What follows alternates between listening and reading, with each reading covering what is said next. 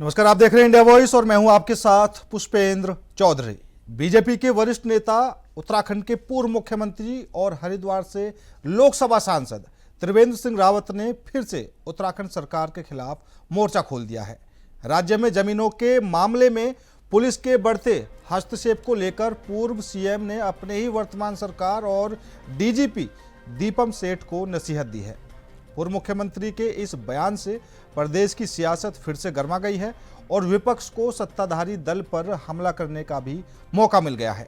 उत्तराखंड में सत्ताधारी दल बीजेपी की पूर्ण बहुमत की सरकार चल रही है, लेकिन सरकार को मार्च के महीने में 4 साल पूरे हो जाएंगे।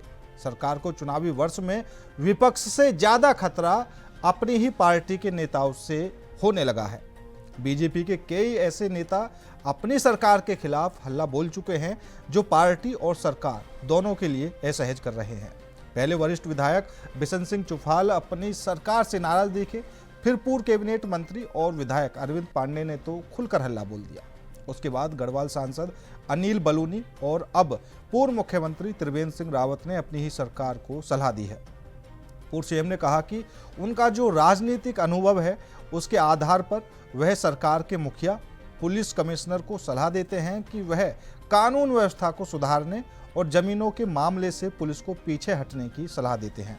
पूर्व मुख्यमंत्री के इस बयान ने प्रदेश की सियासत को इतना गर्म कर दिया है कि विपक्षी दल को बैठे बिठाए बड़ा मौका मिल गया है और अब विपक्षी दल यह कहते हुए नजर आते हैं कि विपक्ष के आरोप सही हैं, इसलिए तो बीजेपी के नेता भी कानून व्यवस्था को लेकर अपनी ही सरकार के खिलाफ हल्ला बोल रहे हैं। एक बार आपको सुनाएंगे इस पूरे मामले को लेकर क्या कुछ बयानबाजी चल रही है।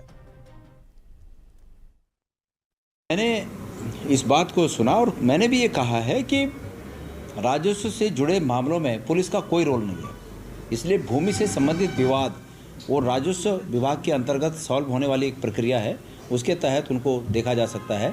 पुलिस का तब तक उसमें इन्वॉल्वमेंट नहीं होना चाहिए जब तक उसमें कोई आपराधिक कृत्य ना हो जाए। दो पार्टियां लड़ गई, भिड़ गई, मार हो गई, तो भाई उसमें पुलिस का तब रोल होगा। लेकिन जब तक ऐसा नहीं है, सिर्फ विवाद है, तो उन विवादों को सुलझाने के राजस्व के पास पूरी शक्तियाँ निहित हैं, उनको राजस्व के नियमों के आधार पर ही सुलझाया जाना चाहिए। ये वर्तमान में सरकार जानबूझकर उसमें पुलिस का इन्वॉल्वमेंट कराती है ताकि पुलिस के माध्यम से सरकार अपने भ्रष्टाचार की जो आकांक्षा है उसको पूर्ण कर सके। बस सीधा सीधा ये बात है। त्रिवेंद्र सिंह रावत जी का भी इसी तरफ इशारा है और मैं समझता हूँ कि प्रदेश के लिए ये परंपरा धामी जी जो डाल गए हैं, ये आगे चलकर बहुत नुकसानदेह होगी। देहरादून में जो भी मर्डर हुए हैं, तो अगर हम देखें तो ये भूमि से संबंधित मसले हैं और इसमें बहुत गहन जानने की आवश्यकता है, क्योंकि जिस तरह की घटनाएं घटित हुई हैं और जिस तरह अपराध जिस तरह के बढ़े हैं, अगर इस पर समय रहते हुए अगर सख्त कदम नहीं उठाए तो ये अपराध फिर भविष्य में रुक नहीं सकते हैं, इनकी चेन बनती चली जाएगी। दूसरी बात ये है कि देखो, भूमि संबंधित जितने भी विवाद हैं ये राज्यों से संबंधित होते हैं। क्या हो गया है कि पुलिस का इंटरफेरेंस बहुत ज़्यादा हो गया है और मुझे लगता है कि पुलिस का इंटरफेरेंस इनमें जीरो होना चाहिए। पुलिस जितना इंटरफेरेंस करेगी ये समस्या उतनी बढ़ती चली जाएगी और से जो वरिष्ठ पुलिस अधिकारी हैं, यहाँ के डीजीपी हैं, मुख्यमंत्री हैं, उनको इस बात का ध्यान देना चाहिए। मैं अपने अनुभव के आधार पर ये उनको सजेस्ट करता हूँ। देखिए, पहली बात तो ये है कि जब कोई भी सरकार किसी प्रदेश में स्थापित होती है तो पार्टी और सरकार के बीच में समन्वय करने के लिए समन्वय समिति बनती है, जिसमें सरकार के लोग अपनी बात रखते हैं, संगठन के लोग अपनी बात रखते हैं। तो ये बार बार जो है कि बीजेपी की इन चीज़ों की बैठकें भी होती हैं और लोग बैठ करके अपनी वहाँ पर कोई विषय को रखते हैं और उसका निराकरण भी होता है। अब देखिए, कोई सांसद हैं या कोई मंत्री हैं, विधायक हैं, अगर वो अपनी किसी पॉजिटिव बात को सरकार के सामने रख रहे हैं तो वो उनका भी संवैधानिक अधिकार है, क्योंकि वो चुने हुए जनप्रतिनिधि हैं। और ये तो एक मुझे लगता है कि कुछ लोग जो है कि इस तरह की बातों को आगे बढ़ाकर या इन विषयों को जो है कि बहुत ज़्यादा उसको अग्रिम पंक्ति में लाने का प्रयास करते हैं, लेकिन ऐसा कुछ नहीं है। भारतीय जनता पार्टी के चाहे माननीय सांसद हों, विधायक हों, सरकार के मंत्री हों, मुख्यमंत्री हों या प्रदेश अध्यक्ष हों, सब हम लोग मिलजुल करके एक समन्वय बना करके सामंजस्य से हम लोग आज काम करते हैं और उसी के नतीजे आज विकास के रूप में जो पुष्कर सिंह धामी जी की सरकार है, उस सरकार के नतीजे आपको देखने को मिल भी रहे हैं। तो त्रिवेंद्र सिंह रावत का बयान सामने आया है और इसी को लेकर आज करेंगे चर्चा में शामिल होने के लिए हमारे साथ भारतीय जनता पार्टी से कुंवर जवेंद्र जी हमारे साथ जुड़ चुके हैं और कांग्रेस से गरिमा दसोने जी हमारे साथ जुड़ चुके हैं। दोनों ही मेहमानों का बहुत बहुत स्वागत है। सबसे पहले जवेंद्र जी आपके पास ही आना चाहूँगा, क्योंकि ये कोई नई बात नहीं है जब बीजेपी के खुद के नेता ही अपनी सरकार को नसीहत दे रहे हो या फिर किसी तरह की बयानबाजी कर रहे हों। अब चर्चा ये भी चल रही है कि ये जो इनकी बयानबाजी है 27 से पहले धामी सरकार के लिए टेंशन बढ़ सकती है, लेकिन यहाँ पर कानून व्यवस्था को लेकर जो उन्होंने साफ तौर पर कहा है कि भाई जो जमीन जायदाद के मामले हैं उनमें पुलिस ज्यादा इंटरफेयर ना करे, ठीक है, जिसका काम है उनको करने दे। क्या कुछ कहेंगे?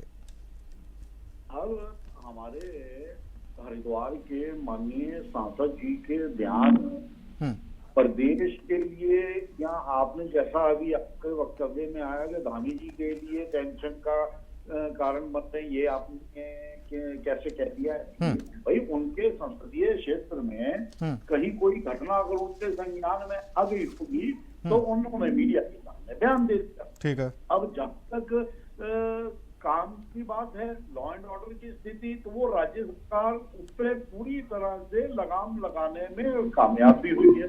उसके अलावा कोई छिटपुट घटनाएं हो जाती हैं तो सांसद महोदय का अपना कार्य क्षेत्र है और राज्य सरकार का और मुख्यमंत्री का अपना है। हाँ, बेहतर ये होता कि इसे सार्वजनिक तौर पर कहने की बजाय वो माननीय मुख्यमंत्री जी से इस पर एक बार चर्चा कर लेते। हाँ, यही तो मैं सुनना चाह रहा था। आपने खुद स्वीकार कर लिया कि सार्वजनिक तौर पर ये बात नहीं कहनी चाहिए थी, तो सरकार कहीं ना कहीं तो असहज है।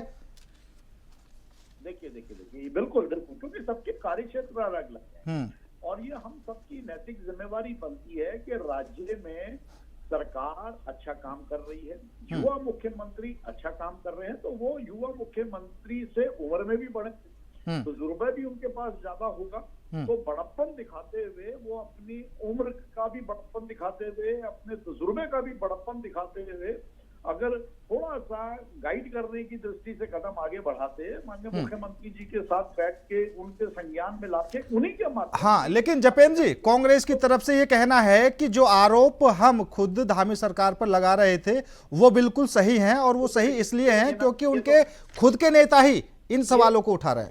ये तो बेकार की बात है। ये तो मतलब आप वहाँ जो है अंधेरे में सुई ढूंढने वाला काम कांग्रेस करती है कि चलो किसी, अब उन्होंने अपनी समझ से कहा, अब जरूरी थोड़ी है कि उन्होंने जो अपनी समझ से कहा वो उचित मंच था, इसीलिए हम चर्चा कर रहे हैं ना। अब कांग्रेस उस अंधेरे में सुई ढूंढ के अपनी राजनीतिक रोटियां सेके, तो ये तो कांग्रेस का बचकानापन और कांग्रेस की भी अनमैच्योरिटी नजर आती है। और वहीं दूसरी ओर निश्चित तौर पर उन्होंने कहा और डेफिनेटली उन्हें भी इस चीज का एहसास हुआ होगा कि भाई मुझे किस मंच के माध्यम से और किस माध्यम से बात कहनी चाहिए। वो सीनियर हैं, बड़े हैं, और आज अगर वो माननीय मुख्यमंत्री जी का सपोर्ट करते हैं, माननीय मुख्यमंत्री जी को प्रदेश हित में उनके मन में कोई भावना आती है या कोई विचार आता है, उस विचार को उचित मंच से साझा करते हैं, तो निश्चित तौर पर उनके बड़प्पन का भी सम्मान होगा और उनके कार्यशक्ति का भी सम्मान होगा। तो हमें नहीं जपेंद्र जी, आप दो तरह की बातें कह रहे हैं। एक तो आप ये कह रहे हैं कि ये उनका बड़प्पन है, वो अनुभवी हैं और वो अपने हिसाब से चीजों को कह सकते हैं। दूसरी तरफ आप कह रहे हैं कि उनको सार्वजनिक मंच से ये इस तरह की बातें नहीं कहनी चाहिए। भाई हम प्रवक्ता की हैसियत से बैठे हैं और एक प्रवक्ता का ये कर्तव्य होता है कि पूरी निष्ठा ईमानदारी से चीजों को तथ्यों के रूप में सामने रखें। तो हम अपनी जिम्मेवारी का निर्वाह कर रहे हैं और उसी जिम्मेवारी के निर्वाह के तहत ही कह रहे हैं कि उचित माध्यम होता है प्रदेश का मुख्यमंत्री, और वो बात हमने इसलिए कही कि वो मुख्यमंत्री जी से उम्र में बड़े हैं, तो वो अपने बड़प्पन, ठीक है सर, ठीक है, कार्यों को करेंगे, ठीक है, उनका भी मान सम्मान। ठीक है गरिमा जी, अब आप पर तो ये आरोप लग रहा है कि कांग्रेस तो अंधेरे में सुई ढूंढने का काम कर रही है। पहले तो मैं बधाई देना चाहती हूँ कि इतने सालों में जो तानाशाही भाजपा के अंदर दिखाई पड़ी पहली बार त्रिवेंद्र रावत जी के द्वारा लोकतंत्र को स्थापित होते हुए मैं देख रही हूँ, क्योंकि 25 सालों में 10 मुख्यमंत्री हो गए उत्तराखंड में पुष्पेंद्र भाई जी। और 10 मुख्यमंत्रियों में एक अकेले पूर्व मुख्यमंत्री हरीश रावत जी हैं जो मुखर होकर उत्तराखंड के मुद्दों पर अपनी बात बेबाकी से अभी भी रखते हैं। वरना मुझे एक कोई भाजपा का पूर्व मुख्यमंत्री बता दीजिए, और कांग्रेस के तो सबको पता है अभी जीवित 2 ही हैं, एक भाजपा में चले गए विजय बहुगुणा, एक दिवंगत हो गए नारायण दत्त तिवारी जी, तीसरे बचे हरीश रावत जी। तो हरीश रावत जी तो जनहित के मुद्दों को रोजाना 1 दर्जन पोस्ट के जरिए, रोजाना पदयात्राओं के जरिए, लगभग आप देखिए 78 साल उनकी उम्र हो गई, अभी भी वो लगातार जो है उत्तराखंड की पगडंडियों को नाप रहे हैं। लेकिन त्रिवेंद्र रावत जी के अंदर एक पूर्व मुख्यमंत्री वाला दर्द मैंने देखा। ये बतौर हरिद्वार सांसद नहीं बोला है उन्होंने कहा मैं अपने अनुभव से बता रहा हूँ, और अनुभव से आदमी तब बताता है जब उसने सूबे का एडमिनिस्ट्रेशन संभाला हो। तो 4 साल जो वो मुख्यमंत्री रहे हैं और उन्होंने जो चीजों से सीख ली होगी, सबक ली होगी, वही वो बताने का चेष्टा कर रहे हैं। अब यहाँ पर ये कह रहे हैं हम अपनी जिम्मेदारी का निर्वहन कर रहे हैं, हम तथ्य पर जानकारी रख रहे हैं। क्या तथ्य रखे आपने? आप तो बैठे हैं, लग रहा है एआई जनरेटेड कोई आदमी बैठा है। समझ में ही नहीं आ रहा कि ये असली कुंवर जपेंद्र हैं या एआई जनरेटेड कुंवर जपेंद्र हैं, एक रोबोट बोल रहा है ऐसे लग रहा है। खैर, जानकारी के लिए मैं बता दूं आपको कि त्रिवेंद्र रावत जी ने तो ये कहा कि जितनी भी हत्याएं हो रही भूमि से संबंधित हो रही हैं, मैं इस पर सहमत नहीं हूं, क्योंकि चापड़ से जिस महिला की गला काटकर हत्या हुई वो कुछ अपने अंदरूनी रिश्ते थे। फिर जो एम्स ऋषिकेश में हुई वो भी कहीं ना कहीं एक्स्ट्रा मैरिटली अफेयर था। फिर विकास नगर में एक युवती जो है झाड़ी में शत विक्षत हालत में मिली। हाँ, ये कह सकते हैं कि जो झारखंड का एक गैंगस्टर जिसको बताया जा रहा है वो भूमि विवाद हो सकता है। ये जो तिब्बती मार्केट में मारा गया वो भूमि विवाद हो सकता है। आज भी समाचार पत्रों में जो है एक हत्या की खबर निकल कर आ रही है। तो उन्होंने अपने अनुभव से कहा कि राजस्व पुलिस है, भूमि। अब हो क्या रहा है ना पुष्पेंद्र भाई, जब भूमि संभालने के लिए आप पुलिस अधिकारियों को दे रहे हैं तो उनका सारा का सारा ध्यान तो भूमि पर है, क्योंकि भूमि तो सोना है। उत्तराखंड आपको पता है कि यहाँ का जो आबो हवा है, यहाँ का जो वातावरण है इतना शुद्ध है, और चारों तरफ आप देखिए कि गरिमा जी, मतलब इस तरह की खबरें क्यों सामने आ रही हैं? क्या पुलिस जो इन्वॉल्व हो रही है वो निष्पक्ष तरीके से फैसले नहीं कर पा रही है इन चीजों को लेकर? क्या कुछ वजह आप मान रही हैं? नहीं, जिसका काम उसी को साजे पुष्पेंद्र भाई। हमारे संविधान में हर एक के लिए, आपको तो पता है, न्यायपालिका का अलग काम है, कार्यपालिका का अलग काम है, विधायिका का अलग काम है, ऐसे ही हर डिपार्टमेंट का अलग अलग काम। अब जो जल आपूर्ति गरिमा जी, अगर किसी तरह का भूमि विवाद होता है तो उसमें पुलिस तो इन्वॉल्व होगी ना, मेरा कहना ये था। जब विवाद हो, यही तो बात है। यही तो कहा त्रिवेंद्र जी ने भी और मेरे अध्यक्ष गणेश गोदियाल जी ने भी कि विवाद हो, मार पिटाई हो, उसमें पुलिस इन्वॉल्व हो, समझ में आता है। लेकिन यहाँ जो शुरुआत से पुलिस इन्वॉल्व हो जा रही है, एक इनका उच्च अधिकारी तो बहुत बड़े घोटाले में हरिद्वार में संलिप्त पाया गया, उस पर जांच बैठाई गई। और त्रिवेंद्र जी ने तो ये भी कहा कि मुझे बलूनी जी ने इगास में बुलाया, मुझे त्रिवेंद्र रावत, मुझे पुष्कर सिंह धामी ने जो इगास करा उसमें आमंत्रित ही नहीं करा। और त्रिवेंद्र रावत अकेले नहीं है, ये जो सुरेश जोशी और कुंवर जपेंद्र त्रिवेंद्र रावत से कह रहे हैं कि सार्वजनिक मंचों पे ना रखो बातों को। पारदर्शिता नाम की चीज सुनी है आपने? पारदर्शी सरकार कहते हैं, जो शुचिता वाली सरकार कहते हैं। यानी कि आप हर चीज अंडर द कारपेट पुश करना चाह रहे, आप बंद कमरों में बात करना चाह रहे। जनता जिससे आप वोट मांगते हैं, जो स्टेक होल्डर है लोकतंत्र में, सबसे बड़ी स्टेक होल्डर कौन है? जनता। जनता ने आपको वोट दिया, आपको चुनकर सांसद बनाया, मुख्यमंत्री बने आप। लेकिन आप कह रहे वो जनता को ही दरकिनार कर दो, सार्वजनिक मत बोलो भाई, बंद कमरे के अंदर बोलो जो बोलना है। क्यों? जनहित के मुद्दे को के अंदर क्यों बोला जाए? मुझे 4 लोग और बताने दीजिए, भाजपा के 4 लोग और गिनाना चाहती हूँ। अरविंद पांडे, विशन सिंह चौपाल, मुन्ना सिंह चौहान। केवल अकेले त्रिवेंद्र रावत नहीं बोल रहे हैं। अनिल बलूनी ने गैरसैंण को लेकर सरकार की मंशा पर सवाल उठाया तो मुन्ना सिंह चौहान ने अवैध खनन पर सरकार को घेरा है। अरविंद पांडे ने सरकार को अवैध खनन पर घेरा है, लैंड माइनिंग हो रही है। और विशन सिंह चौपाल ने कहा कि चमचों से घिरे हुए हैं पुष्कर सिंह धामी। ठीक है गरिमा जी, ठीक है, जवाब दे रहे हैं। जपेंद्र जी जवाब दे रहे हैं, पढ़ते थे, ठीक है गरिमा जी, वो आज चौतरफा। आ जाऊंगा आपके पास वापस। ठीक है जपेंद्र जी। हमारी गरिमा बहन को भी कांग्रेस के साथ साथ इन्हें भी अंधेरे में सुई ढूंढने की आदत है। अच्छा। जहां तक खनन की बात करते, जो खनन अनेकों लोगों के अपने निजी स्वार्थ का साधन बना हुआ था, जिसका 160-170 करोड़ से ऊपर नहीं जाता था। Oh my God. अच्छा, मुन्ना सिंह चौहान का निजी स्वार्थ है, मुझे तो आज पता चला। मुन्ना सिंह चौहान, अरविंद पांडे का निजी स्वार्थ है, ये कह रहे कुंवर जपेंद्र। कुंवर जपेंद्र का बड़ा बयान नोट किया जाए भाई, ब्रेकिंग न्यूज है ये तो। मुन्ना सिंह चौहान जो है, मुन्ना सिंह चौहान और अरविंद पांडे का निजी स्वार्थ है। ठीक है गरिमा जी, वापस आ जाऊंगा। और हमने सुना। हाँ, एक एक करके। हमें हमारा समय ना खराब कीजिए, आप सुनिए। नहीं प्लीज, आराम से। बात की बात है, ठीक है, लेकिन आपको सुनना पड़ेगा। ठीक है गरिमा जी, आ जाऊंगा आपके पास। इन लोगों को जब प्रदेश के राजस्व में बढ़ोतरी की दृष्टि से जब युवा मुख्यमंत्री बिल्कुल फ्रंट पे बैटिंग कर रहे हैं, तो डेफिनेटली वो भी निशाने पे आएंगे, कांग्रेस के निशाने पे आएंगे, वो तो समझ में आता है। लेकिन कांग्रेस एक गठजोड़ के तहत कुछ ऐसे संस्करण बिठाने का प्रयास करती है, कहां से ये चीजें निकलवाने का प्रयास करती है, तो वो प्रदेश की जनता भी देख रही है, समझ रही है। और अभी पूर्व मुख्यमंत्री की बात करी थी, हम बहुत कम करते हैं रावत जी का, उत्तराखंड के और देश के नेता, लेकिन वो भी चूक गए। क्यों चूक गए? कि भाई भ्रष्टाचार को सींचने का काम आपने करा है।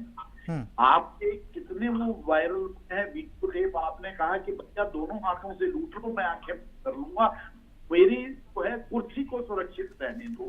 तो जब इतना बड़ा नेता, जिसे उत्तराखंड की सेवा का मौका मिला, राष्ट्र में काम करने के बाद, केंद्रीय स्तर पर काम करने के बाद, वो भी उत्तराखंड के भ्रष्टाचार की जड़ों को हाथ तक नहीं लगा पाया। और वहीं दूसरी तरफ युवा मुख्यमंत्री ने पूरी तरह से अपने जो अंतर मन की आवाज और प्रदेशवासियों की आवाज को सुनते हुए भ्रष्टाचार के खिलाफ मोर्चा खोल दिया। ठीक है। ज्यादा लोग जेल में। हाँ, आज कितने ऐसे नहीं, अभी हमारी बात पुष्पेंद्र जी बहुत इंपॉर्टेंट बात बतानी। हाँ ठीक है, कहिए, फिर मैं भी कहूंगा कुछ। जो राजस्व के मुद्दे से, राजस्व को बढ़ाने की दृष्टि से कार्य हो रहे हैं, तो आप निशाने पर तो उन्हें लेंगे, वो आपके लिए अच्छे तो होंगे नहीं। कि जब एक आदमी से हटकर उत्तराखंडियत को मजबूत करने की दृष्टि से काम करता है, तो आपके निशाने पर तो आएगा ही। अब वो जिसके भी निशाने पर है, तो लोगों को कोई भी हो, अपने हो चाहे ठिकाने हो, चाहे वो कांग्रेस से संबंधित हो या ठीक है संबंधित हो, तो उन्हें ये तो समझना होगा कि भाई ठीक है, उत्तराखंड की जनता और सच्चाइयों को ठीक है, बाकी से हम बोल रहे हैं। ठीक है, केवल और केवल अपने, मैं समझ गया जपेंद्र जी, मैं समझ गया। जपेंद्र जी, क्योंकि कांग्रेस के पास, हाँ जपेंद्र जी ठीक है, कांग्रेस के पास त्रिवेंद्र सिंह रावत और मुन्ना सिंह चौहान का ये बयान रहता है, जो अक्सर आपके सामने डाल देते हैं। आपके पास हरीश रावत का वो बयान रहता है कि आप दोनों हाथों से लूट लो, मैं आंखें बंद कर लूंगा। आपके पास मुस्लिम यूनिवर्सिटी रहती है, मतलब पुरानी बातों को उखाड़ते रहते हैं। दूसरा ये कि राजस्व में जिस तरीके से उत्तराखंड में दिखाया गया कि खनन के मामले में रिकॉर्ड तोड़े हैं, रिकॉर्ड बनाए हैं, ठीक है, तो वो खनन कहाँ गया? कितने टेंडर उत्तराखंड के अंदर चल रहे थे? क्या कुछ विकास हुआ? तभी तो राजस्व बढ़ा होगा। बिल्कुल बिल्कुल। देखिए, एक किसी भी राज्य सरकार के लिए खनन और आबकारी नीति, दो ये ऐसी नीतियां हैं जो डायरेक्ट जनता के हक के राजस्व को संभालने का काम करती है। हमने दिल्ली में हाल देखा, आबकारी नीति की वजह से जो है, उससे पहले कांग्रेस के जमाने में भी कितनी सरकारें बदनाम हुई, लेकिन वर्तमान में एक सरकार और एक मुख्यमंत्री 25 वर्षों के बाद ऐसा मिला है जो ऐसे मुद्दों को लेकर, जो डायरेक्ट राज्य के राजस्व से जुड़े हुए, विकास से जुड़े हुए, वहां कतई समझौता नहीं होता। अब उसका नतीजा क्या हुआ? कि अनेकों दुश्मन बन गए। अब दुश्मन अगर बन गए तो उस मुख्यमंत्री की नजर में केवल एक आम उत्तराखंड वासी के भविष्य का उत्तराखंड बनाने की जो जद्दोजहद, ठीक है, ठीक है जपेंद्र जी, समय भी थोड़ा कम है, आ जाऊंगा आपके पास। गरिमा जी, क्योंकि अभी राजस्व को लेकर बात चल रही थी, खनन में किस तरीके से उत्तराखंड में रिकॉर्ड बने हैं। दूसरा ये आपके भी सुनने में भी आया होगा, 1 लाख करोड़ की ग्राउंडिंग भी हो चुकी थी। क्या कुछ चल रहा है? आप विपक्ष में बता सकती हैं अच्छे से। नहीं, बिल्कुल, ये तो हाई कोर्ट की का जजमेंट है कि सालाना 2000 करोड़ का नुकसान खनन के उसमें हो रहा है राज्य को, जिस तरह से अवैध खनन हो रहा है। और ये आज कुंवर जपेंद्र को ये नहीं समझ में आ रहा है, पुष्पेंद्र जी, कि टॉपिक तो यही है कि अपने क्यों गिरा रहे हैं नशेमंद पे बिजलियां। जपेंद्र जाऊंगा, समझ रहे हैं आप जपेंद्र जी? ये कांग्रेस पार्टी नहीं, ये तो आपके त्रिवेंद्र रावत जी ने सवाल उठाया है कि इतना लॉ एंड ऑर्डर, इसलिए लॉ एंड ऑर्डर प्रदेश का इसलिए बिगड़ा हुआ है, कानून व्यवस्था चरमरा इसलिए गई है क्योंकि तुम्हारी पुलिस को जमीन में ज्यादा इंटरेस्ट हो गया है। तुम्हारे पुलिस प्रशासन पूरी तरह से नदारद है और वो गिद्ध दृष्टि उसकी भूमि पर है, इसलिए कहीं ना कहीं आप भूमि के मामले जब पुलिस को देंगे तो लॉ एंड ऑर्डर कहीं ना कहीं उसमें खामियाजा भुगतेगा। कानून व्यवस्था वो खामियाजा भुगत रही है क्योंकि मैंने कहा ना, जिसका काम उसी को साजे। अब आप जो है पुलिस से सारे काम करवाओ, आप आंगनबाड़ी से सारे काम करवाओ, आप शिक्षकों से जनगणना करवाओ, तो एक आदमी जब बहुत सारे काम करेगा तो कहीं ना कहीं वो जस्टिस नहीं कर पाएगा। जो यहाँ 6 मौतें हो गई हैं 16-17 दिन के अंदर, उसका कारण यही है क्योंकि पुलिस को आपने बहुत सारे और कामों में उलझा कर रख दिया। छोटी सी बात त्रिवेंद्र रावत जी ने कही है, मान लो तो अच्छी बात है, नहीं मानो तो भुगतोगे, आगे और देखोगे ऐसे ही लॉ एंड ऑर्डर की हालत। यहाँ कहाँ, आप मुझे बताइए, हर बुरे काम के लिए उत्तराखंड जाने जा रहा है। ये जो मेरे मुख्यमंत्री इन्होंने शादाब शम्स से सीख लिया है। क्या किया इनके मुख्यमंत्री ने? नफरती बयान में इनका मुख्यमंत्री नंबर 1 आ गया, पूरा जम्मू कश्मीर से लेकर कन्याकुमारी तक। इन्होंने 9 हिमालयी राज्यों में महिला अपराध में हमको नंबर 1 कर दिया। इन्होंने बेरोजगारी में हमको नंबर 1 कर दिया पूरे देश में। इन्होंने महंगाई में नंबर 1 कर दिया, भर्ती घोटालों में नंबर 1 कर दिया, जंगली जानवरों के आतंक में नंबर 1 कर दिया। और इनका केंद्रीय वन मंत्री यहाँ आके एक रिपोर्ट खोल के गया, विमोचन करके गया, जिसमें पता चला कि पूरे देश में सबसे अधिक वनाग्नि वाला प्रदेश जहां जंगलों में आग लगती है वो उत्तराखंड है। यानी कि हर बुरे काम के लिए उत्तराखंड जाना जा रहा है। नॉर्थ ईस्ट का हमारा बच्चा, त्रिपुरा का एंजल चकमा यहाँ मारा जा रहा है। कश्मीर का युवा शॉल बेच रहा है तो उसको बेरहमी से मारा जा रहा है। आपके राज में लॉ एंड ऑर्डर है कहाँ? कोट द्वार में दीपक को जान के लाले पड़े हुए हैं। आए दिन कोई अपने आप को तथाकथित हिंदू संगठन कहता है। गरिमा जी, इतने मुद्दे आपने गिना दिए, लेकिन अब उत्तराखंड में कहा जाता है कि कांग्रेस 4 दिन किसी मुद्दे को उठाती है, फिर वो शांत होकर बैठ जाती है। और आपने इतने मुद्दे गिना दिए कि 27 में अगर आप इन मुद्दों को लेकर चलो तो नुकसान हो सकता है बीजेपी को। देखिए, मुझे लगता है पुष्पेंद्र भाई, अभी राजभवन कूच जो हमारा हुआ है उसके बाद तो आपको ये सवाल नहीं पूछना चाहिए। नहीं, मैंने देखा था, राजभवन कूच हमने इन्हीं सारे मुद्दों के ऊपर किया था और हम बोल चुके हैं कि कुमाऊं मंडल में बहुत जल्दी हम ऐसी ही रैला खड़ा करने वाला है, हम गढ़वाल मंडल में खड़ा करने वाले इस सरकार को घेरने के लिए। नहीं, ये भी चर्चा हुई थी गरिमा जी कि ये जो अभी विरोध प्रदर्शन आपने किया था, उसके बाद ये भी चर्चा हुई थी कि ऐसा नहीं है कि कांग्रेस पार्टी शांत बैठ जाएगी, लगातार 90 दिन तक हर जिले में इस तरह का प्रदर्शन चलता रहेगा। तो उसके बाद किन किन जिलों में हो चुका अब तक? मैंने कहा तो रोड मैप तैयार हो चुका है, हमारा मई जून तक के कार्यक्रम पूरे तैयार हो चुके हैं और हमारे अध्यक्ष ने इस रैली के समापन से पहले पत्रकारों से ये कह दिया था कि अब हम चुप नहीं बैठने वाले हैं। उत्तराखंड में अराजकता, अन्याय और अत्याचार की बेतहाशा बढ़ोतरी हो गई है। कानून जो रक्षक है वही भक्षक बन चुके हैं। ठीक है गरिमा जी, इसलिए अब किसी को धामी सरकार या प्रचंड बहुमत की सरकारों पर भरोसा नहीं है। ये तो सिकुड़ के 26 इंची सरकार भी नहीं रह गई। ठीक है जपेंद्र जी, लास्ट कमेंट। हमारी गरिमा बहन के झूठ की कलई तो वहां खुल जाती है कि आपने जिक्र करा कि अपनी कांग्रेस ने घेराव का ऐलान और दावा किया था कि 1.5 लाख से ज्यादा लोग हमारे इकट्ठे हो। किसने किया था? मैं राजनीति छोड़ दूंगी, मुझे बयान दिखा दो किसी भी नेता का। और उसमें मैंने हर चैनल पर बैठ के कहा था 25,000 तक की भीड़ आएगी। ये 1.5 लाख तुम लोग कहते हो, 1.5 लाख की गाल तो तुम लोग बजाते हो। यूनिवर्सिटी से बच्चे बुलाते हो तुम, यूनिवर्सिटी को नोटिस भेजते हो कि 50-50 नंबर फालतू दे देना बच्चों को। तुम आंगनबाड़ी बुलाते हो, तुम आशा कार्यकर्ता बुलाते हो, तुम स्वयं सहायता समूह के महिलाएं बुलाते हो, महिला मंगल दल तुम बुलाते हो, तुम सारे शिक्षकों बुला लेते हो, तुम सारे सरकारी कर्मचारी बुलाते हो। ठीक है जपेंद्र जी, समय की कमी है। जपेन जी आपका भी और गरिमा जी आपका भी बहुत बहुत धन्यवाद मेरे साथ इस खास चर्चा में जुड़ने के लिए। लेकिन जिस तरीके से अब एक बार फिर पूर्व मुख्यमंत्री और हरिद्वार से सांसद त्रिवेंद्र सिंह रावत का बयान सामने आया है और साफ तौर पर उन्होंने पुलिस को नसीहत दी है कि जो जमीन जायदाद के मामले हैं उनमें ज़्यादा इन्वॉल्व ना रहें, जो काम है उस पर करें। फिलहाल आगे क्या कुछ रणनीति होने वाली है और ये जो बयानबाजी है बीजेपी नेताओं की बयानबाजी से क्या कुछ कितना फर्क पड़ेगा देखा जाएगा। फिलहाल मेरे साथ इस खास पेशकश में इतना ही। नमस्कार।